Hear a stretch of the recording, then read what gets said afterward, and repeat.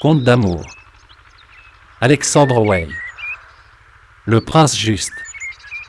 Le bal du peuple.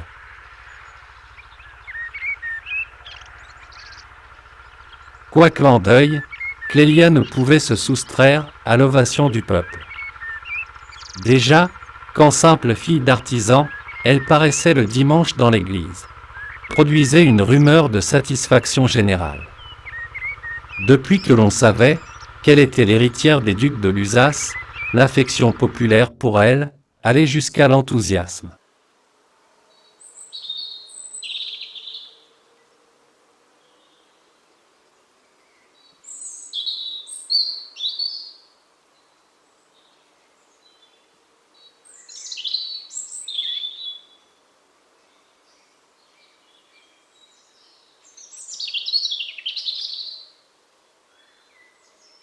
Sans être très grande, Clélia, par sa taille souple et le port dégagé de sa tête, paraissait d'ordinaire plus grande que les autres femmes. Partout où elle se trouvait, elle faisait l'effet de Calypso, éclipsant ses nymphes.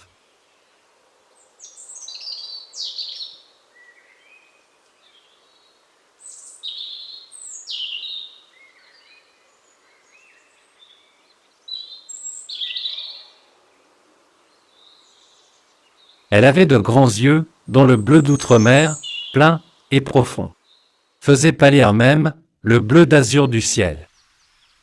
Aucun homme ne rencontrait son regard sans éprouver pour elle un sentiment, soit d'amour, soit d'affection bienveillante.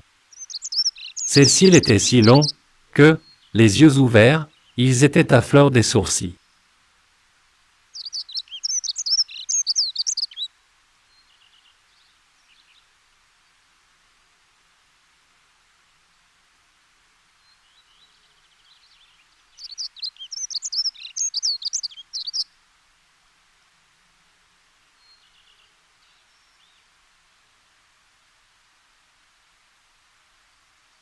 Quoique tout en elle fût d'une beauté irréprochable, on ne voyait d'abord que ses yeux. Et une fois qu'on les avait vus, on croyait les voir toujours. Il y a des regards de femmes qui vous poursuivent, qui s'impriment dans votre âme, et qu'on ne peut les éteindre qu'avec la vie.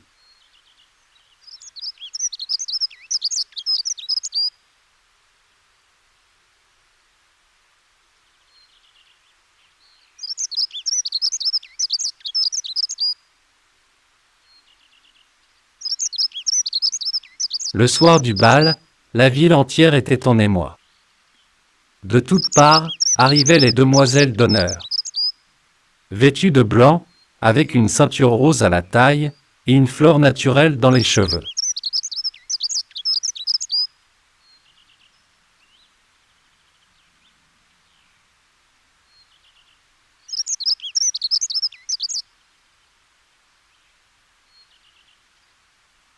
Elles étaient assises dans des chars enrubannés, festonnés de verdure, traînés par 4 chevaux richement harnachés, et précédés de bandes de musiciens et de porteurs de torchets.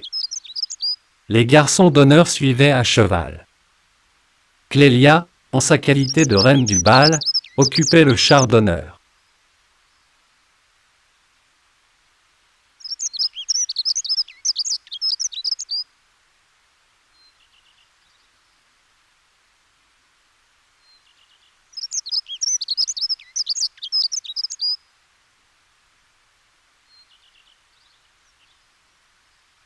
Comme elle était en deuil.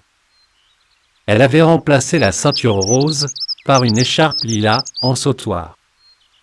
Et sur sa chevelure épaisse et noire, coiffée à la paysanne, elle portait la couronne de violette des bois que le roi du bal lui avait envoyée, selon la coutume du pays.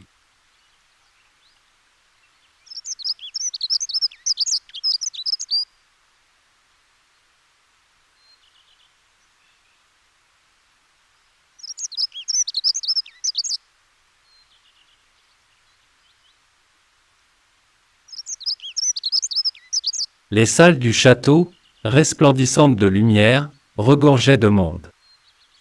Et dès que Clélia parut à la porte, où l'attendait le roi du bal, tous les invités se portèrent au-devant d'eux, en criant « Vive la reine! Vive le roi !»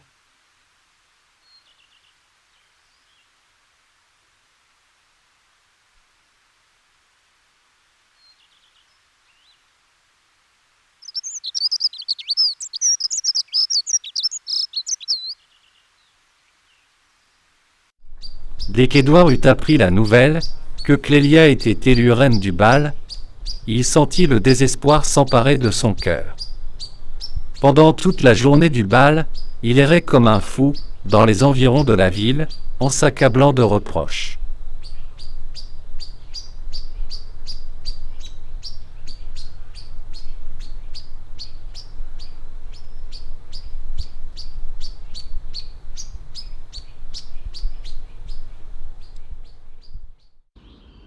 Je suis indigne d'elle, se dit-il, en se frappant la poitrine. J'ai douté de moi, j'ai douté d'elle. Elle m'a oublié, ou va m'oublier. Elle doit me mépriser, elle est perdue pour moi.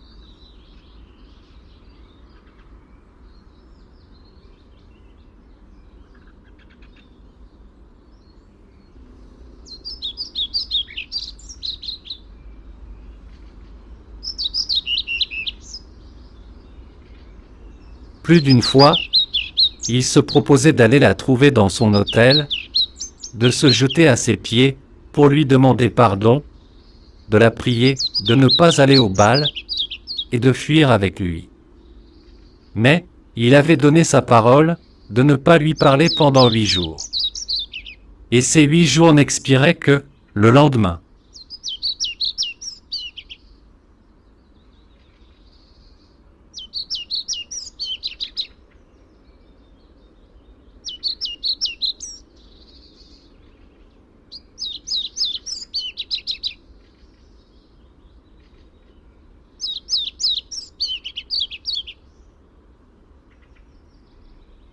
En entrant au bal, sa figure était toute bouleversée. Et quand il entendit les cris du peuple, quand surtout il vit Clélia, plus belle que jamais, donner le bras au prince juste et se promener à ses côtés, comme une reine, il sentit 1000 morsures au cœur, comme si, autant de furie, en avait pris possession.